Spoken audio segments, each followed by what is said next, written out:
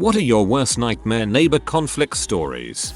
This is more of a funny story than a neighbor from heck, but in our apartment, we kept hearing massive bass, think like a rhythm game, starting at like 6 PM to sometimes going till 11 PM, and it sounded like it was localized right above our bedroom. Finally, one night I go up and bang on the door, but they don't answer. About an hour later, I hear moving around in the apartment above me, so I walk out, hoping to catch them either on the stairs or so I can knock on the door again. I go out, and he's walking down the stairs. When he sees me, he asks if I can turn down the bass so he can sleep. It was like the Spider-Man meme where they are pointing at each other. I told him I thought it was him this entire time. So after we realized it was neither of us, we walked together and found the noise coming from a building 2 buildings down, and it turned out the dude had a drum set in his closet and was rocking out every night. Since we talked to him, we could hear it, but he always stops around 8 PM now,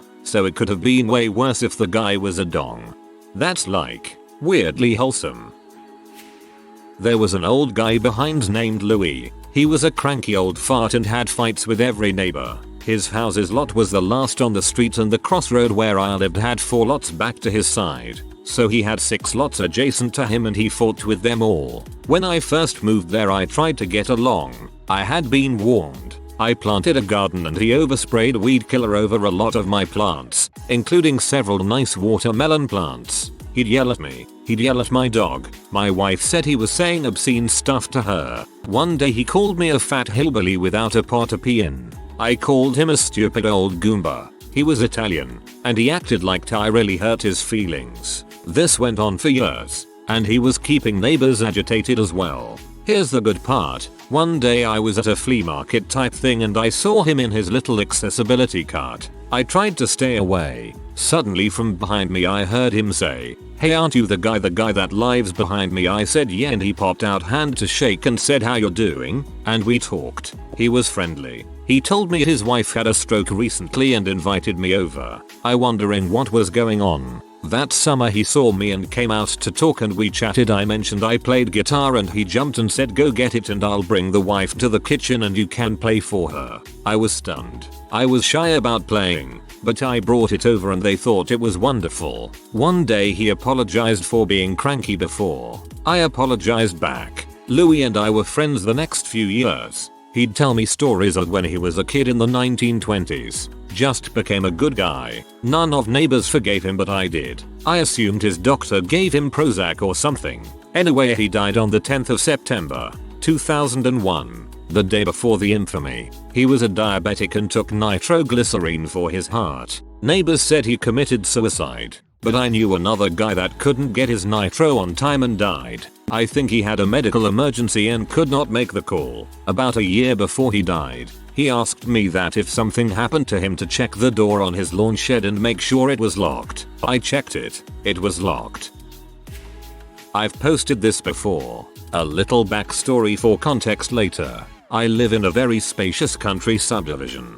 We are about 25 years younger than the average owners. Everyone has at least an acre. My husband and I personally built a large shed next to a detached bed garage. It took us about 3 weekends to do it. We also mow our lawn once a week. Our yard isn't meticulous but hardly neglected. We got a letter in the mail one day. It was typed on a typewriter and came from the Upper Smith neighbor group. Name changed. The letter read, "When you first moved in, I wasn't sure if you had the class, finances or breeding to be in our illustrious neighborhood. I see that you finally built a place to hide all the junk you insist on keeping in your yard. Now if only you could do something about that hayfield you call a yard." The junk they were upset about was building materials for the shed that were delivered, used and cleaning up in 3 weeks. I was so mad and revenge was first on my mind for weeks. I couldn't figure out how to handle it to my satisfaction.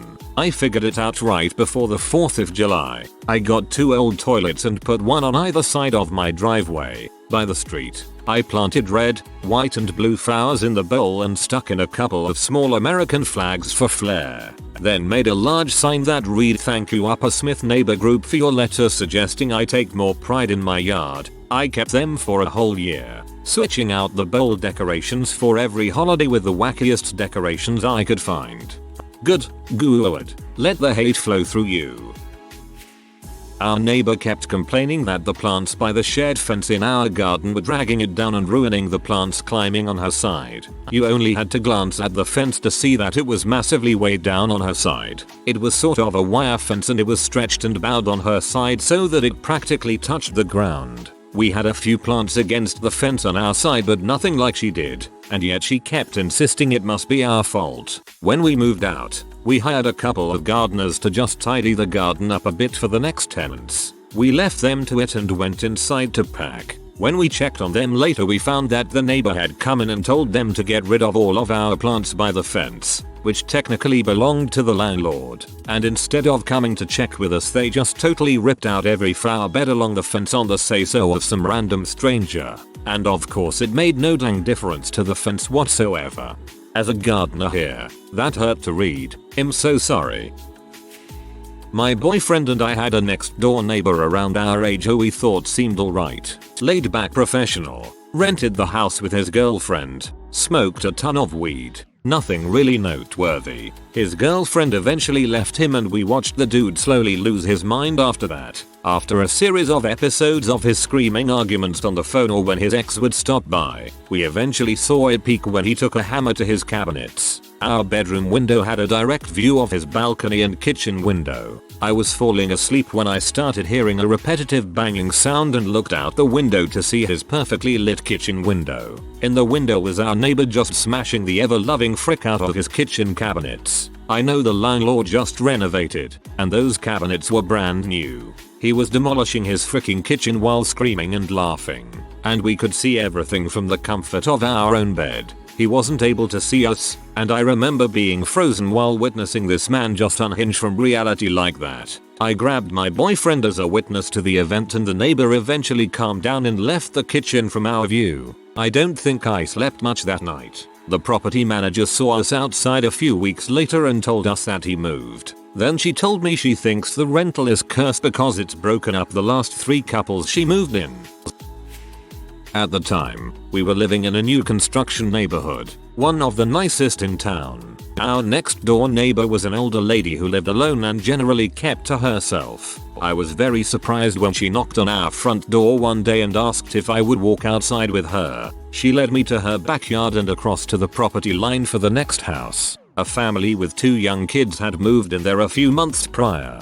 I knew they had kids because the 2 were always outside, even though it was winter. My neighbor lady asked me if I smelled anything. I did but couldn't identify it. They're cooking in that house, she said. I wanted you to verify the smell so I know I'm not imagining it. She had owned rental houses and had encountered the smell from when tenants ruined one by making M there. I'm worried about those kids. You go on home now. I'm going inside to call the police. Cops arrived soon after. The parents were arrested immediately. The dad screamed menace swear words towards the older lady's house as 2 officers forced him across the yard and into one of their cars. The mom just kept screaming my babies as she was taken to a different police car. I couldn't see the kids, but I could hear them screaming and crying.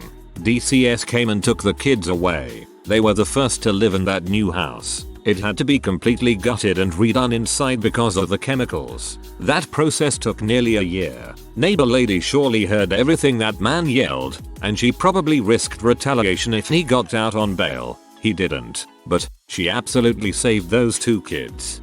I thought this was gonna be a case of quiet neighbor lady is a massive bee and wants to scold you for some tiny thing, but it was so much worse than that. Glad she was around and got the kids out of there. I don't remember this well, as this was handled by my parents. Ever since we arrived to the building we're currently living in, the water bill, I don't know if that's how it's called, had been insanely high. After years trying to cut showers and stuff like that, they finally called the water company. Turns out the laundromat downstairs, which was owned by another neighbor, had tweaked its pipes so that all the water they used was marked as used by us, not any business, a laundromat. Eventually it was fixed and we're back to paying a reasonable amount, but I don't remember if we were ever compensated for all the previous years. My dad, who was fighting that, died around the same time. Not related lol. He had cancer. I was told that the apartment across from me had kids but only on every other weekend. So that was a f-king lie. They had their kids there every day, all day. and all these kids did was scream 24/7. The parents would also scream back to them, with the TV permanently set to 90 on the volume. No kids show either. It's 1-bedroom apartments and they had like 5 kids, including a toddler. Oh, how did I know? Their kids tried to get into my apartment twice. They eventually skipped out and I got to see the stuff the cleaners had to haul away. There was an adult bed, a crib, and nothing else. These kids were sleeping on hardwood floors every night. When I looked into the bedroom, there was a kid-size hole in the wall, like someone had picked up and threw a child into the wall. Now I understand why the kids cried all the time. That's so incredibly sad. Those poor kids. I was the admin of the community Facebook page for a nice gated community and I really tried to be a good fair admin. I kicked a member off for calling all the women of the neighborhood useless CTS and saying that all housewives should be muzzled and chained to the stoves where they belonged. So he showed up at my house threatening to burn it down with our dogs inside. We were scared to leave our house for a while. I'd have called the cops if he threatened arson and murder. We had a neighbor who was obviously nuts. They were older and both unemployed and having a rough go of it. So what's an unstable busybody to do? Why? Peek over your neighbor's 6-foot-tall solid wood fence to spy. They called animal control on us because the dog's splashy pool water was gross. Not their drinking water. That was an automatic watering system that refilled with fresh water every time they used it. But the splashy baby pool water the dogs like to play in. We asked them, why the frick did you call animal control on us? Our dogs have their own floor of the house. They are hardly abused, they said, hysterically sobbing. We just didn't know what to do. We relocated to another residence after that. They then stole the huge ceramic pots of black bamboo that went on either side of the porch. When we pointed the theft out, they got angry and claimed since we were moving out, they were fair game. This was about 12 years ago. Had a married couple who lived above me. For the most part, they were quiet. One night they got into a fight, a huge fight. There was a bunch of noise, yelling, stomping, doors slamming. She managed to throw him out. He does a Ric Flair who and smashes their bedroom window to break back into their apartment. That is when 911 was called. I was the 5th person to call on that apartment. Spoke to the apartment office about that couple. They weren't being evicted. Their lease was almost up and the apartment office declined their renewal. Was the woo before, after, or during jumping through the window? Not so much a neighbor but a roommate in my dorm. First semester of my sophomore year, me and a guy named Alex became friends. He was a junior and I was obviously a sophomore, and we both were living in a mostly freshman dorm. I had a super crappy roommate who would often steal and throw away my things and claim it wasn't him or that it accidentally got thrown away, or would do other random crap vandalizing my stuff. But the hall director just claimed it was minor things and wouldn't take action. But at the semester break, Alex's roommate dropped out of school, and we asked the hall director if I could move into Alex's room. He agreed and I moved in for the start of second semester. However, things got off to a very rocky start. Alex apparently went to bed at 7:30 almost every night. He also could not sleep through a single peep. Despite there being no AC, he demanded the window stay shut because the ambient noise from outside was too loud. He also complained that my computer fan was too loud or that me typing on my keyboard was too loud and demanded both stop after 7:30. I would often go to the dorm room next to ours to hang out to not wake him up, but he claimed our voices carried too much and would tell us to be quiet. So needless to say, things didn't go well. Suddenly at the end of April, only like 3 weeks into February, my grandmother had a stroke and eventually died. I had to fly out of town for the funeral and miss a week of school. Apparently Alex took this as a prime opportunity and he called me to tell me I was moving out. But he also waited until the funeral started to call, and left a voicemail knowing both I wouldn't answer and that I couldn't call back for a few hours at the soonest. The call said that he decided to move my stuff into the hallway and I should come get it if I didn't want it stolen. My friends on the floor grabbed my stuff and put it in their rooms to keep safe, but I'm sure some things went missing. I was obviously in no way able to get home that day, nor was I really in the mood to talk to him on the phone about it. However, obviously what he did was both not allowed to the dorm rules but also was illegal, and he ended up getting kicked out of the dorm and I ended up having the room to myself for the rest of the year. What an butthole. Karma caught up to him fast, lol. My friend's new neighbor asked them to stop cooking food because the smell bothered them, but only in the guest bathroom. When she cozied up to the air vent, she suggested that instead of hot, cooked food, my friend should eat lunch meat and nuts. Or should they heat food the natural way? She did not give any specifics on what that meant. Later in the message she said that if they must cook food, they should consider simply not cooking food instead. Eventually she went to the leasing office to complain that my friends were cooking their food. Thankfully they declined the complaint because it was so ridiculous. If you're this kind of person, please never live in an apartment complex.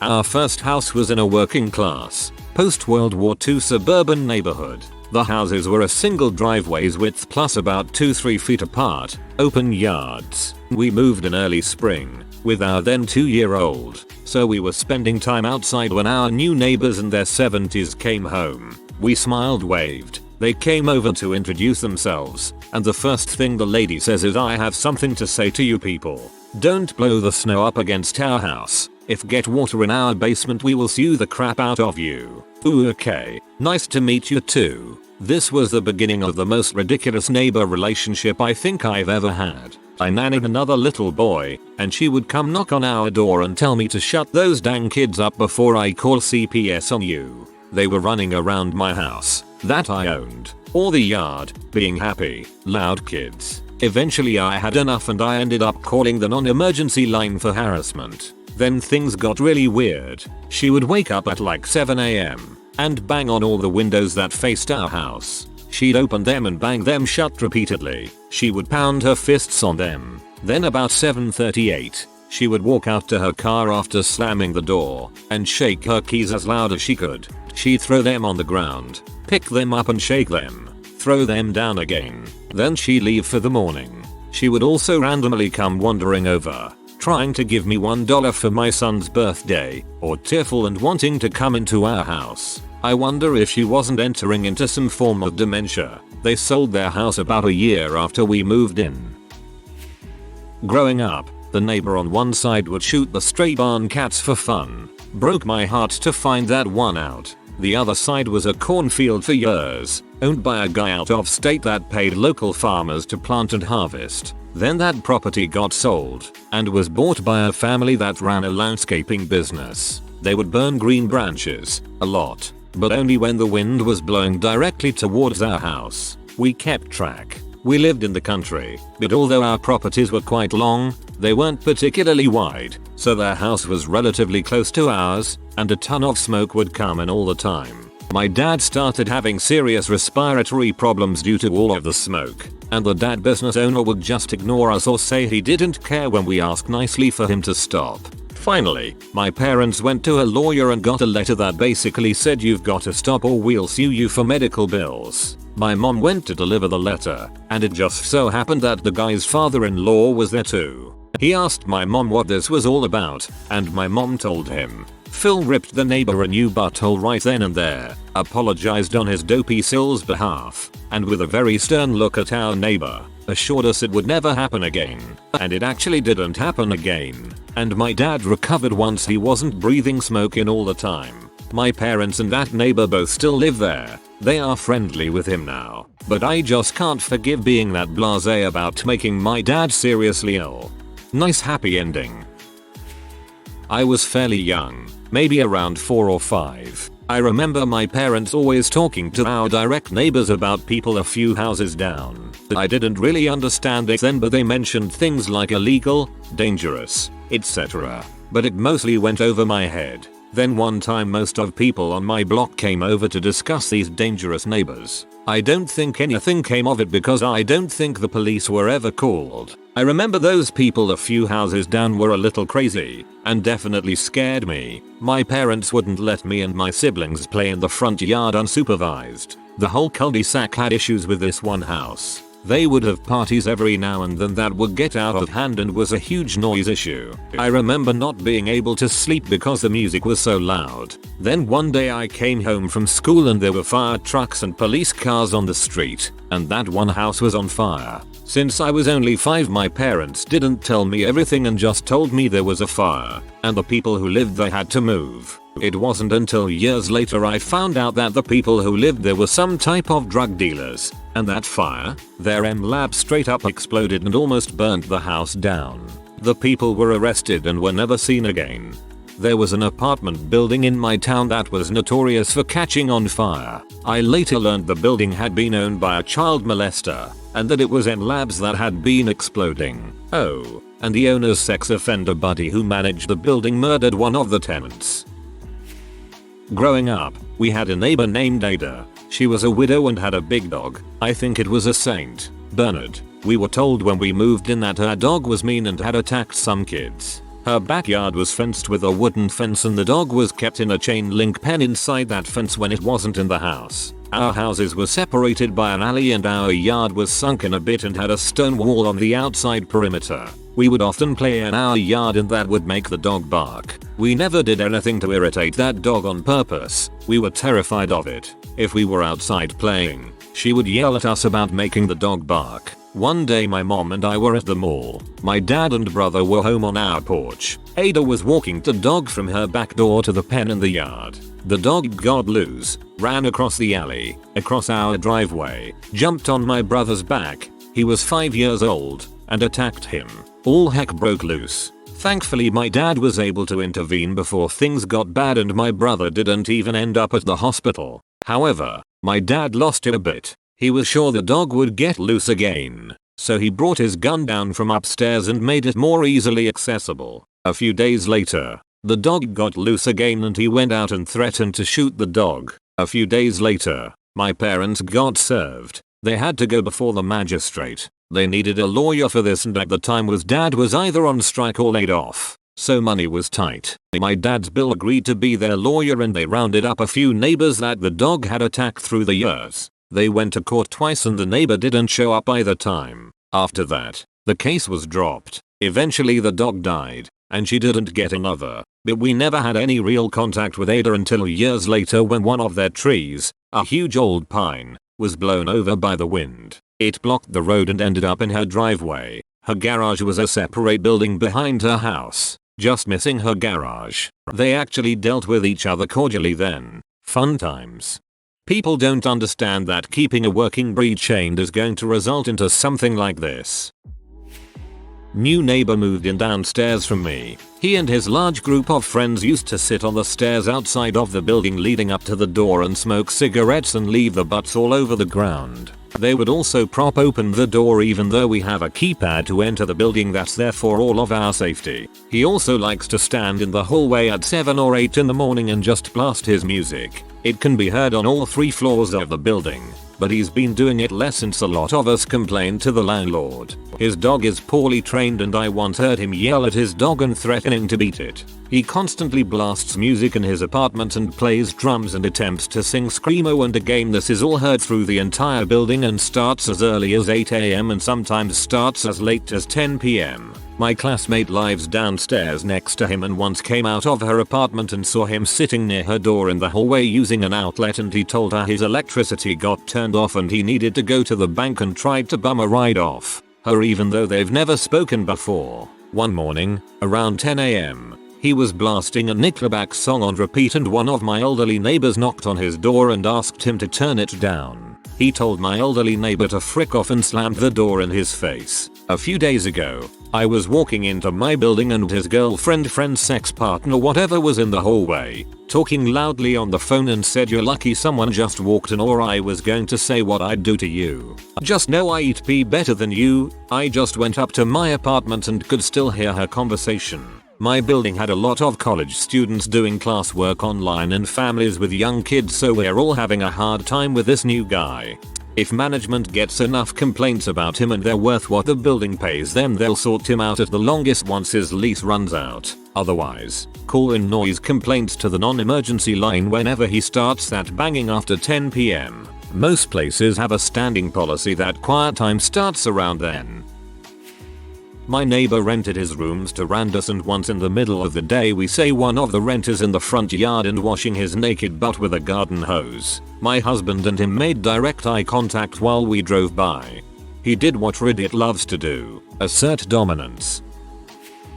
My sister was looking to buy a 3-bedroom house and she was not having a lot of luck finding something livable that she could afford. She came across a house that was absolutely beautiful. Large airy rooms, big eat-in kitchen, everything updated and decent property size. It had been on the market forever and it was cheap. She was completely mystified until she was shown the property by the owner.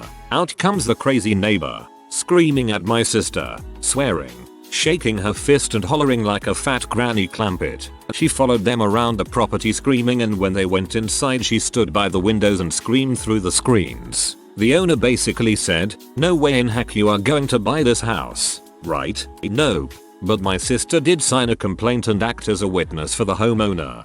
Never been so off at a story here. That lady deserves serious jail time or at least eviction from her property.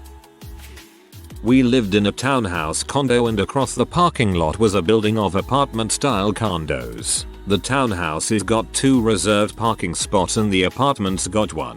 Butthole neighbor from the condo building has a personal car and a work van and always stole spots until called out on it. It came to a head for me when it snowed like 2.5 feet on a weekday. I worked from home, so I shoveled my spots out throughout the day so it wasn't some huge task. When my wife came home, she came inside all mad because parking lot douche parked in her reserve spot and we couldn't have him towed because of the snow. I walked over and banged on his door to move and he just shrugged and said, "I don't have a shovel and it's the only spot open and I'll be gone for work in the morning before you can have me towed," and slammed the door. I was pissed. So I had to shovel out a visitor spot next to the spot he stole. The lot was 2 reserved, 1 visitor in sequence, so there were plenty of spots for him. And decided that the best place for all that snow was under, around and on top of his old butt rear wheel drive work van.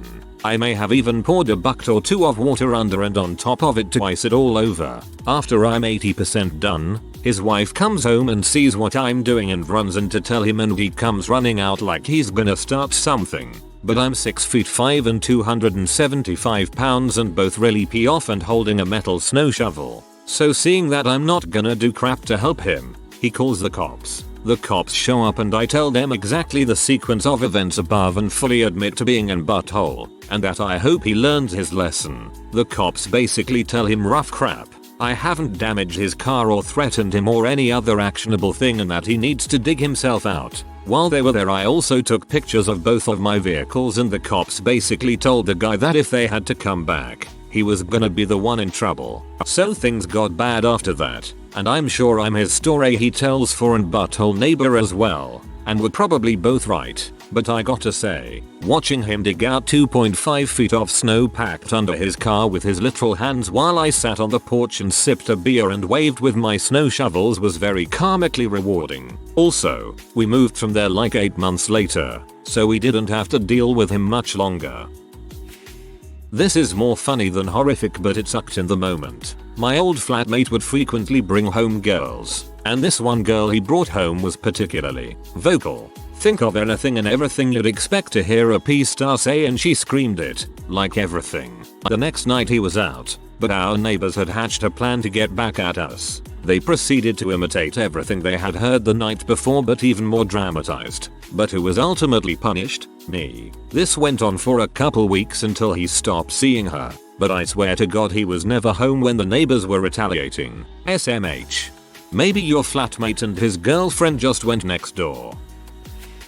Our neighbors had 6 kids under the age of 5, all boys, and they were all loud little shoots. Mum would leave them outside to play by themselves, and when they weren't beating each other up and screaming, they were pushing their slide up against our 6-foot fence and throwing rocks at our dog or jumping down into our yard to chase her. Once their 2-year-old climbed into our dog door and gave me a heart attack. Picture the girl from The Ring, only a red-headed toddler. Another time, someone was suddenly banging on my back door. I went to open it and a naked, soaking wet 3-year-old ran past me screaming into my house, out the front door and straight towards the pond across the street. Their mother yelled at me to mind my own business when I returned him to her. They cloth diapered, used the family cloth and made their own hippie detergent, so when they ran their dryer, It smelled awful. One kid broke his arm badly and she posted on Facebook asking for advice on which was better and waited 5 hours to take him to the ER while he screamed in the backyard. Oh, and she gave birth to 3 of them, one kid and then twins a year later,